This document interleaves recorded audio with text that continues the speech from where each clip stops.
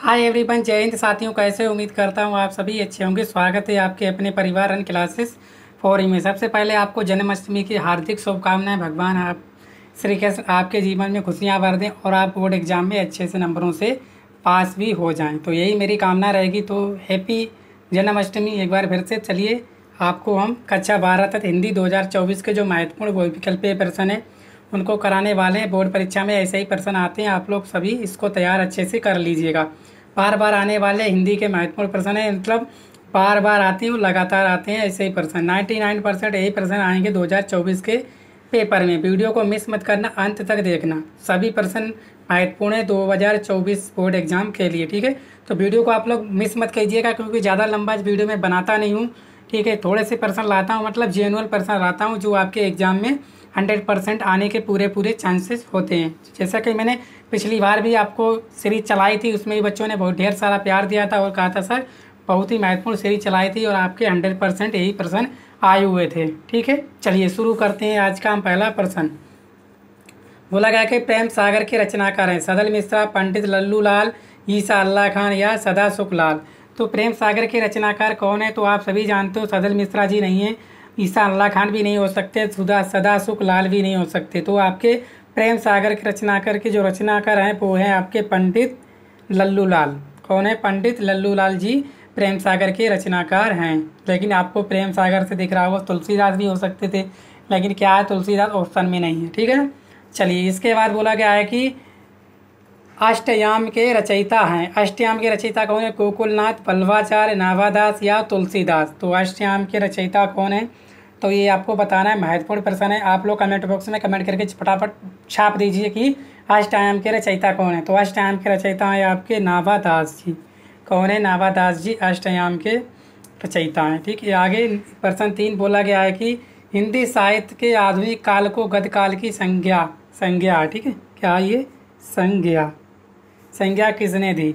तो हिंदी साहित्य के आधुनिक काल को गद्यकाल की संज्ञा किसने दी? भारतेंदु हरिश्चंद्र, महावीर प्रसाद द्विवेदी, आचार्य रामचंद्र शुक्ल, बाबू श्याम सुंदर दास। तो हिंदी साहित्य के आधुनिक काल को गद्यकाल की संज्ञा दी है, वो दी थी आपके आचार्य रामचंद्र शुक्ल जी ने। किसने दी थी? आचार्य रामचंद्र शुक्ल जी ने दी थी। महत्वपूर्ण प्रश्न है, आपके एग्जाम में आएंगे, आप लोग इनको तैयार कर लीजिएगा, ठीक है। चलिए इसके बाद बोला गया है कि काशी नागरणी प्रचारणी सभा की स्थापना किसने की? रामचंद्र शुक्ल, बाल मुकुंद गुप्त, श्याम सुंदर दास या मिश्र बंधु। तो किसने की? तो आप लोग बताइएगा कि काशी नागरी प्रचारणी सभा की स्थापना किसने की? तो वो की थी आपके श्याम सुंदर दास। किसने की थी? श्याम सुंदर दास जी ने की थी। काशी नागरणी प्रचारणी सभा की स्थापना जो है श्याम सुंदर दास जी ने की थी, ठीक है। चलिए 5वां बोला गया स्कंद गुप्त नाटक के लेखक हैं प्रेमचंद, लक्ष्मी नारायण, जयशंकर प्रसाद या धर्मवीर भारती। तो बताइएगा कि स्कंद गुप्त नाटक के लेखक हैं। तो 4 विकल्प दिए हैं, 4 में से आपका एक सही है। तो बताइएगा कौन सा जो है राइट आंसर है। तो स्कंद गुप्त के आपके प्रेमचंद तो हो नहीं सकते, लक्ष्मी नारायण भी नहीं हो सकते, धर्मवीर भारती भी नहीं हो सकते। तो एक ही ऑप्शन है, वो है आपका जयशंकर प्रसाद, ठीक है। कौन है? आपके जयशंकर प्रसाद जो है स्कंदगुप्त नाटक के लेखक हैं। तो उम्मीद करता हूँ आप लोग अच्छे से समझ पाए होंगे। बहुत ही महत्वपूर्ण प्रश्न है, आपके एग्जाम में आते हैं। आगे संयोगिता स्वयंवर किसकी रचना है? तो संयोगिता स्वयंवर जो है किसकी रचना है आपको बताना है। श्याम सुंदर दास की, श्रीनिवास दास की, पद्म सिंह शर्मा की, बालकृष्ण भट्ट की। तो संयोगिता स्वयंवर किसकी रचना है? तो आप लोग बताइएगा किसकी है। तो वो है आपकी श्याम सुंदर दास की, श्रीनिवासन दास की या पद्म सिंह बालकृष्ण भट्ट की। तो किसकी है आपकी रचना? तो आप बताइएगा इसका राइट आंसर क्या होने वाला है। तो संयुक्ता स्वयंवर रचना थी आपकी किसकी? श्रीनिवास दास की। इम्पोर्टेंट है, इसको आप लोग तैयार जरूर कीजिएगा, ठीक है। इसके बाद हिंदी एकांकी के जनक माने जाते हैं। हिंदी एकांकी जनक माने जाते जगदीश चंद्र माथुर, उदय शंकर भट्ट, राम कुमार वर्मा या विष्णु प्रभाकर। तो हिंदी एकांकी के जनक कौन माने जाते हैं? तो आप सभी जानते हो, बहुत ही महत्वपूर्ण है, आप लोग एकांकी के ज्ञाता है, ठीक है ना, बहुत ही बड़े हैं। तो आप सभी को पता चल गया होगा कि कौन है हिंदी एकांकी के जनक। तो आप सभी को पता चल गया होगा, मुझे बताने की ज़रूरत नहीं है, फिर भी बता देता हूँ कौन है आपके, राम कुमार वर्मा। कौन है? राम कुमार वर्मा जी जो हैं आपके हिंदी अंक के जनक माने जाते हैं। ठीक है, महत्वपूर्ण है, आप लोग तैयार जरूर कीजिएगा, इसको इम्पोर्टेंट है, कई बार पूछा जाता है। ठीक है, चलिए नेक्स्ट। बोला गया बाणभट्ट की आत्मकथा किस विद्या की रचना है? उपन्यास है, कहानी है, जीवनी है या आत्मकथा है? बताइएगा, बहुत ही महत्वपूर्ण है ये भी प्रश्न। बाणभट्ट की आत्मकथा किस विद्या की रचना है? तो वो है आपका, न तो कहानी आत्मकथा है, तो आत्मकथा ज़्यादातर क्या होती हैं आपके, उपन्यास। ठीक है, बाणभट्ट की आत्मकथा किस विद्या की रचना है? वो है आपकी उपन्यास। इसके बाद इसको तो सबको ही कर देगा कि मुंशी प्रेमचंद का उपन्यास है चंद्रकांता, गोदान, परीक्षा गुरु या नौका डूबी। तो इसका आंसर आप लोग कमेंट बॉक्स में ज़रूर बताइएगा, ठीक है ना, क्योंकि बहुत ही महत्वपूर्ण है। कौन है इसके? मुंशी प्रेमचंद का उपन्यास चंद्रकांता, गोदान, नौका डूबी या परीक्षा गुरु। कमेंट बॉक्स में कमेंट करके जरूर बताइएगा, जिससे मुझे पता चलेगा कि आप लोग वास्तव में बहुत ही अच्छी तैयारी कर रहे हो। ठीक है, 10वां सवाल बोला गया रानी केतकी की कहानी के लेखक हैं? मुंशी प्रेमचंद, ठीक है, मुंशी सदाशुकलाल, महावीर प्रसाद द्विवेदी, ईसा अल्लाह खान, राजा शिव प्रसाद, सितारे हिंद। तो रानी केतकी की कहानी के लेखक हैं कौन है आपके? तो वो हैं आपके महावीर प्रसाद द्विवेदी। तैयार करना इम्पोर्टेंट है।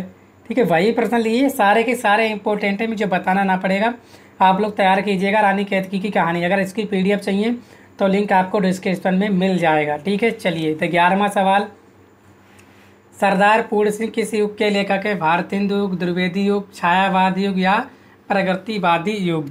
तो बताइएगा कि सरदार पूर्ण सिंह किस युग के लेखक हैं। ठीक है ना, तो सरदार पूर्ण सिंह जो हैं आपके द्विवेदी युग के लेखक हैं। किसके हैं? द्विवेदी युग के लेखक हैं। इसके बाद क्या भूलूं क्या याद करूं? रचना की विद्या है, किस रचना की विद्या है? क्या भूलूं क्या याद करूं? डायरी है, गदगीत है या आत्मकथा या संस्मरण है? तो जो है आपके क्या भूलूं क्या याद करूं जो है आपकी क्या है? आत्मकथा है। क्या है? आत्मकथा है। क्या भूलूं क्या याद करूं क्या है? आत्मकथा है। ठीक है, याद कर लेना। 13वां बोला गया कवि वचन सुधा पत्रिका के संपादक हैं। कौन है संपादक? कवि वचन सुधा पत्रिका के संपादक है महावीर प्रसाद द्विवेदी, भारतेंदु हरिश्चंद्र, गुलाब राव या कमलेश्वर। तो कवि वचन सुधा पत्रिका के संपादक कौन है? महावीर प्रसाद द्विवेदी, भारतेंदु हरिश्चंद्र, गुलाब राव या कमलेश्वर। तो आप सभी जानते हो जो कवि वचन सुधा पत्रिका के संपादक हैं वो हैं आपके भारतेंदु हरिश्चंद्र। कौन है? भारतेंदु हरिश्चंद्र। ठीक है, 14 प्रश्न बोला गया बीसल देव रासो के रचयिता है? देवसेन, नरपति लाल, विजय सूरी, विजय सेन सूरी, विजय जिन तत्व सूरी। तो आप सभी जानते हो जो बीसल देव रासो के हैं नरपति लाल। कौन है? नरपति राज, नरपति नाल। कौन है बीसल देव रासो के? नरपति नाल। ठीक है, ऑप्शन नंबर खा बिल्कुल सही है। आगे तार सप्तक के संपादक थे दिनकर, आज्ञे, निराला या मुक्ति बोध। तो आपको बताना है कि तार सप्तक के संस्थापक कौन है। ठीक है ना, तार सप्तक के संस्थापक थे वो थे आपके अज्ञेय। कौन थे? अज्ञेय। तो यही थे आज के हमारे महत्वपूर्ण 15 प्रश्न। तो वीडियो कैसी लगी कमेंट बॉक्स में कमेंट करके जरूर बताइएगा। मैंने एक सवाल आपको घर के लिए दिया है, उसका आप कमेंट बॉक्स में कमेंट करके आंसर जरूर बताइएगा। ठीक है, वीडियो को शेयर करना, चैनल पर पहली बार आए चैनल को सब्सक्राइब भी कर लीजिएगा। ठीक है, सबसे आपको एक बार फिर से जन्माष्टमी की हार्दिक शुभकामनाएं। ठीक है, थैंक यू।